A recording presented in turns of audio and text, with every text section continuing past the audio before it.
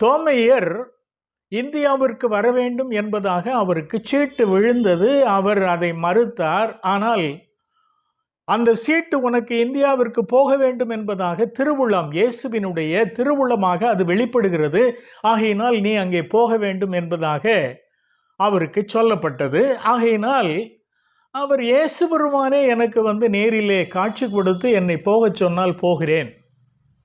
இதை பற்றிய செய்திகளை இதற்கு முந்தைய பதிவுகளிலே நான் குறிப்பிட்டிருந்தேன்.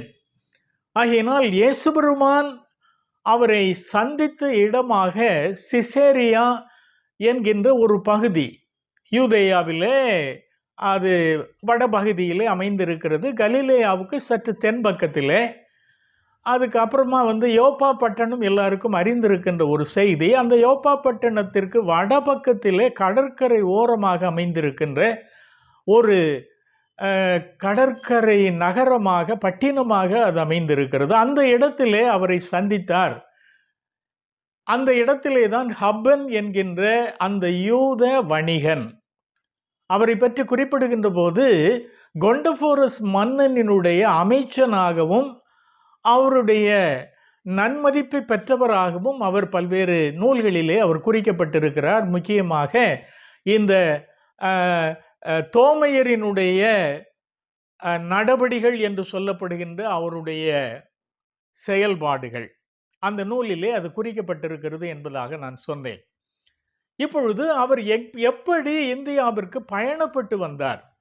கடல் வழியாக வந்தாரா, தரை வழியாக வந்தாரா என்பதாக சில கேள்விகள் நம்மால் எழுப்பப்படுகின்றன. அது நியாயமான கேள்விகள்.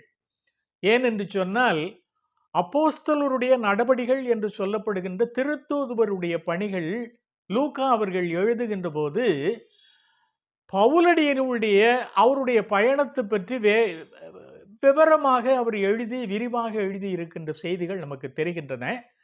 அந்த பயணத்திலே அவர் பல்வேறு இடங்களிலே நிறைய திருச்சபைகளை அவர் உருவாக்கினார் என்கின்ற செய்திகள் நமக்கு குறிக்கப்படுகின்றன. அந்த செய்திகள் பின்னாலே திருவெளிப்பாடு என்று சொல்லப்படுகின்ற அந்த பகுதியிலும் விளக்கமாக எழுதப்பட்டிருக்கின்றன என்பது நம்ம எல்லாருக்கும் தெரிந்திருக்கின்ற ஒரு செய்தி.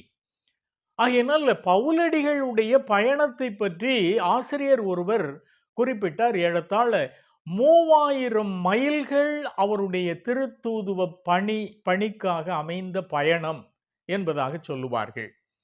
நானும் கூட தோமையர் எவ்வளவு தொலைவு அவர் பயணப்பட்டிருக்க வேண்டும் என்பதாக நான்